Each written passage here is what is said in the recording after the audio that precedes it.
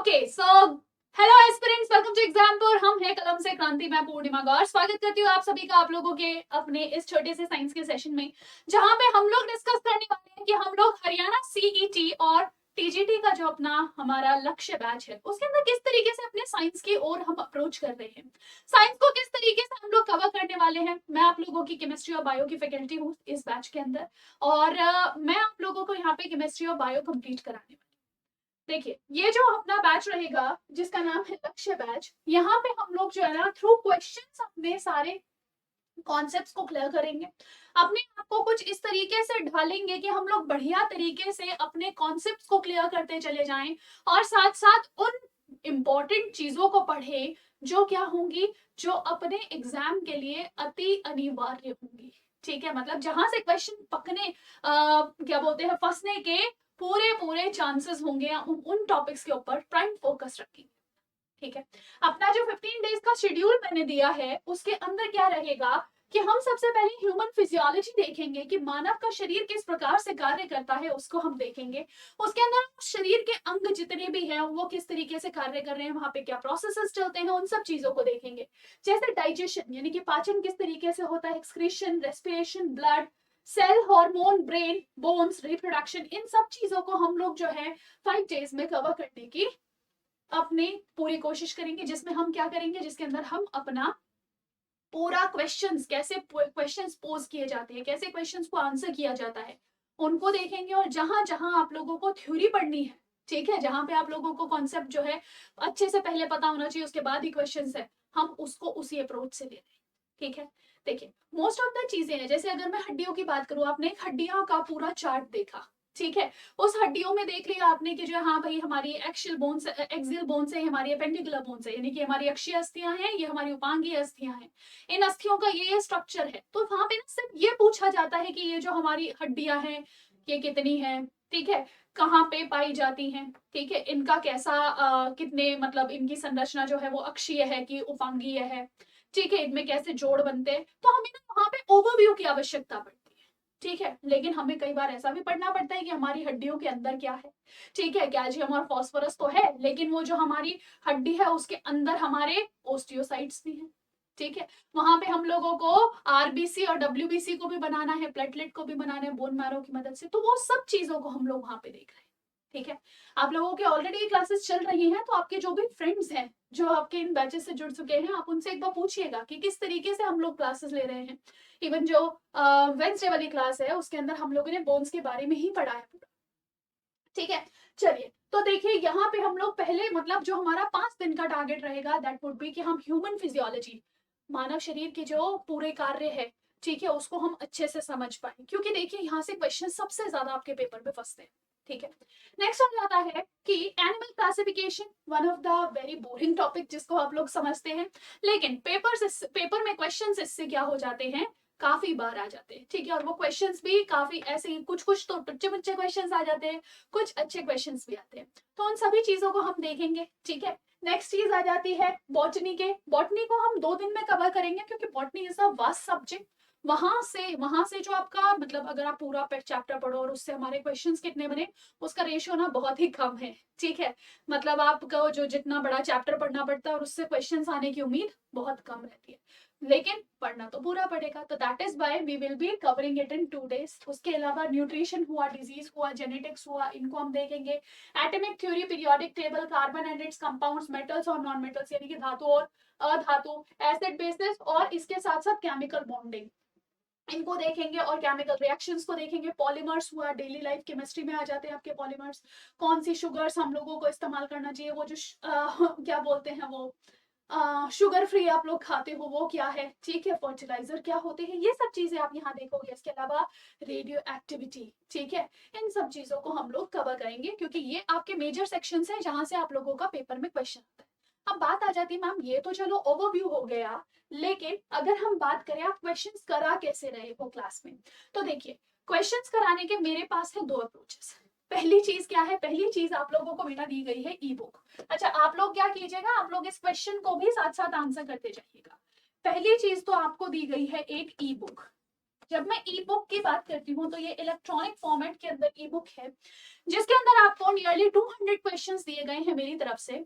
अब आप कहेंगे मैम क्या आप जो अपनी क्लास में क्वेश्चंस करा रहे हो, जो आप ये आपने जो पूरा शेड्यूल बताया इसके अंदर जो क्वेश्चंस करा रहे हो, क्या आप खाली ई बुक से करा रहे हो? मैं कहूंगी नहीं।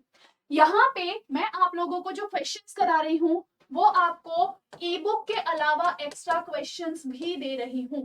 ठीक है, ई बुक के अंदर जो क्वेश्चंस है इसके साथ साथ आपको मिलेंगे एक्स्ट्रा क्वेश्चंस। ठीक है, हम डेली बेसिस पे ज्यादा से ज्यादा क्वेश्चंस करते हैं ताकि हम कॉन्सेप्ट के साथ साथ अपने क्वेश्चंस की भी प्रैक्टिस कर सके, और उसमें मैं आप लोगों को एक्स्ट्रा प्रैक्टिस क्वेश्चंस भी देती हूँ। ठीक है, तो मतलब यहाँ पे क्या है कि जैसे आप मान लीजिए आपने आज अपनी क्लास करी, और आज अपनी क्लास जैसे मान लीजिए मंडे को आपने क्लास करी। ठीक है, मंडे की क्लास में हमने क्लास के अंदर मान लीजिए 28 क्वेश्चंस की।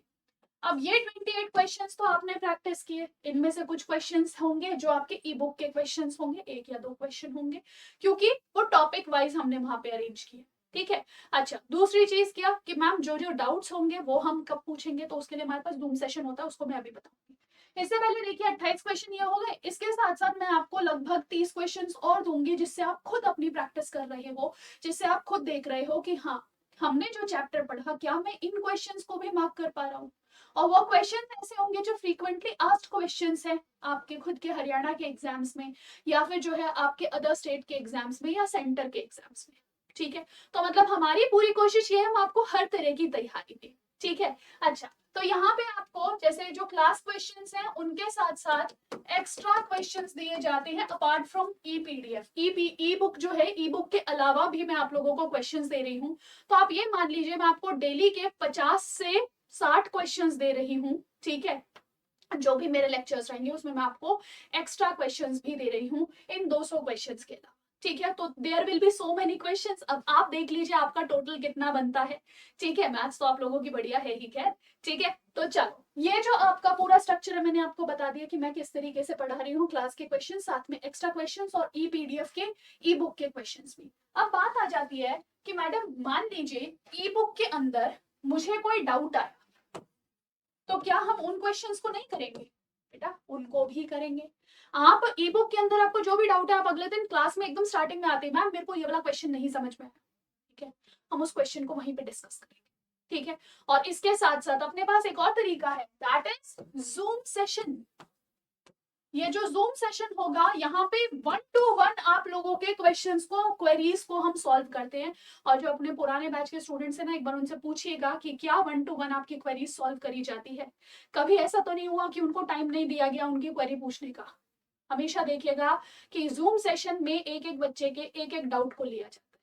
ठीक है, तो चलिए अभी तो मैं खैर आप लोगों को दिखाती हूँ मैं किस तरीके के क्वेश्चंस कराती हूँ कैसे। ये वाला क्वेश्चन आपकी पीडीएफ का क्वेश्चन है, ई बुक का क्वेश्चन है। ठीक है, अब ये जो ई बुक का क्वेश्चन है ये है एनटीए बेस्ड। इवन मैं बोलूँ ये एनटीए के एक पेपर में पूछा गया सवाल है। ठीक है, एनटीए के टीजीटी का पेपर था, डीयू का मतलब नहीं डीयू बीएड का पेपर था ये। ठीक है, उसके अंदर ये क्वेश्चन पूछा गया था। अब देखते हैं, वैसे तो बहुत इजी सवाल है आप लोगों के लिए, लेकिन देखते हैं फिर भी कितने बच्चे सही आंसर करते हैं। ठीक है, तो यहाँ पे देखिएगा आमों को पकाने के लिए उपयोग में लाया जाने वाला सबसे प्रचलित रसायन कौन सा है? तो आपने देखा होगा कच्चे आम तोड़ लिए जाते हैं और उनके ऊपर फिर एक लेप लगाते हो, उसको रैप करते हो, उसके ऊपर थोड़ा सा उसको छींटे डाल देते हो, हल्की सी नमी प्रदान करते हो, वो जो आपके आम है वो पक जाते हैं। तो एक्चुअल में यहाँ पे हुआ क्या? यहाँ पे आप लोगों ने क्या किया जिसकी मदद से ऐसा कुछ हो पाया? अब आप क्या कह देंगे कि मैडम ये चीज जो होती है ये पॉसिबल है किसके कारण? ये पॉसिबल है कैल्शियम कार्बाइड के कारण। किसके कारण? कैल्शियम कार्बाइड के कारण। अब ये कैल्शियम कार्बाइड क्या है? ये एक प्रकार का व्हाइट व्हाइट सा पदार्थ होता है जिसको क्या किया जाता है कैल्शियम कार्बाइड। ठीक है, ये व्हाइट व्हाइट सा पदार्थ है जिसको आपने रखा, जिसको आपने आम की थैली में, देखो आजकल क्या करते हैं कि कैल्शियम कार्बाइड का ना एक पूरा पाउच बना लेते हैं।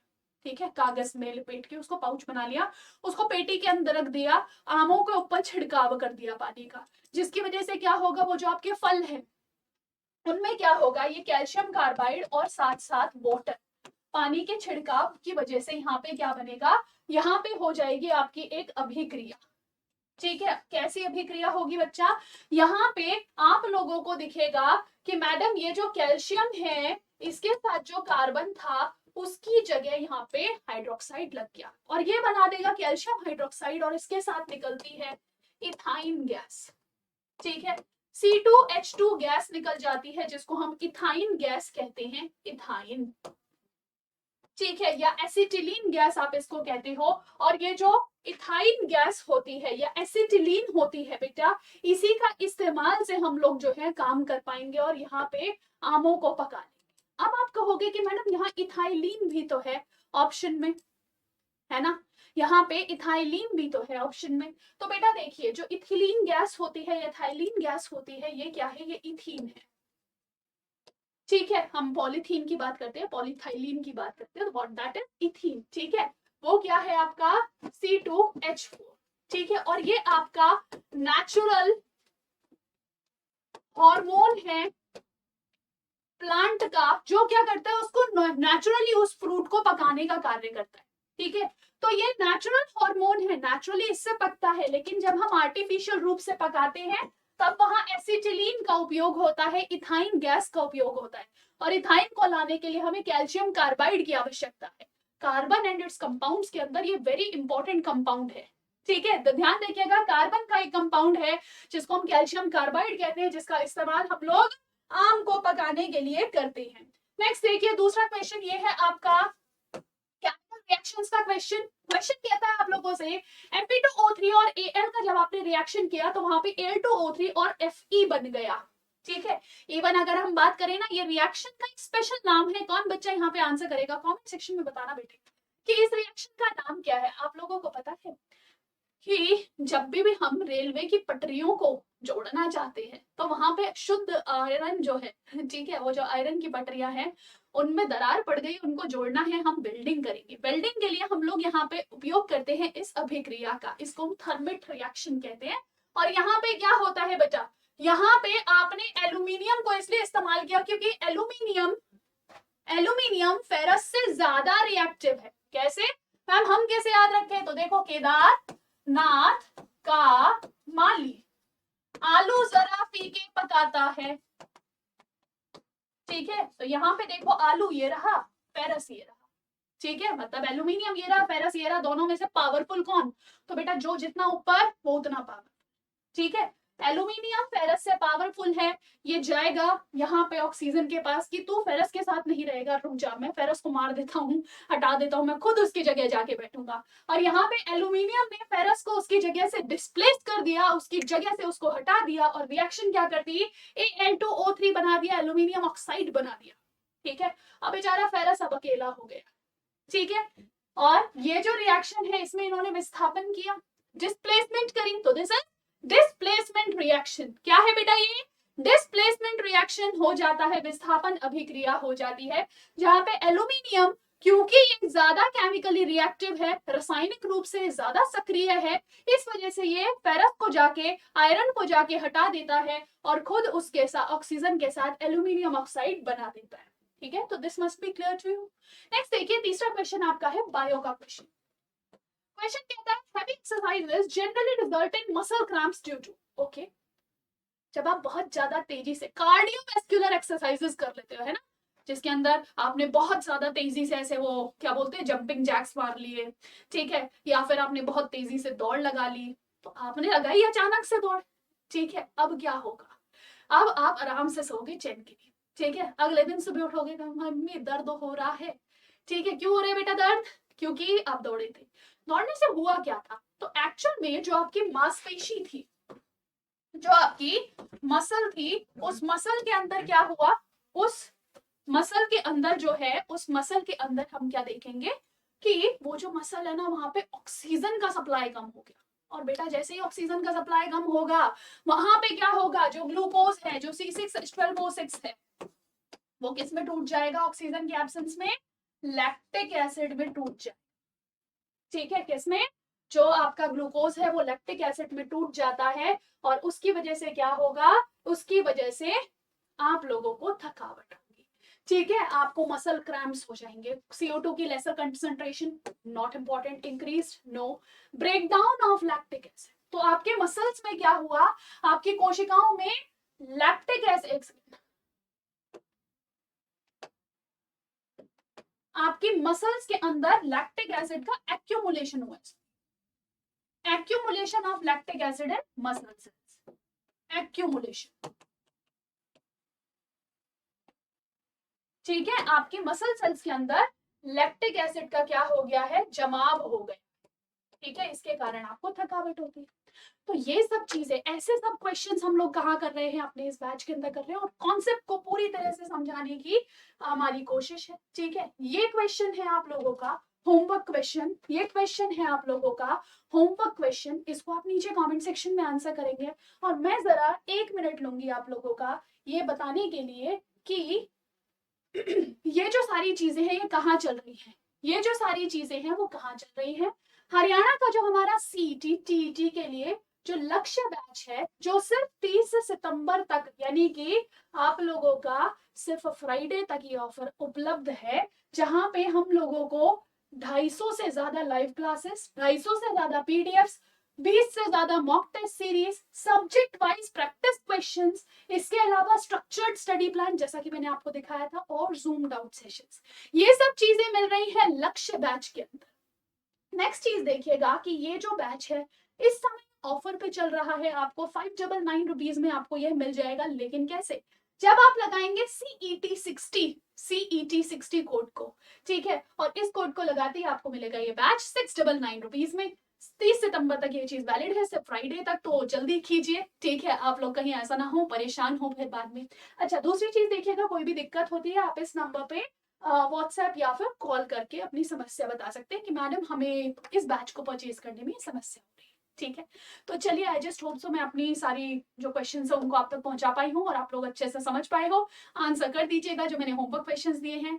मिलेंगे आप लोगों से नेक्स्ट सेशन में। दिस इज पूर्णिमा गार signing off, take care, bye bye.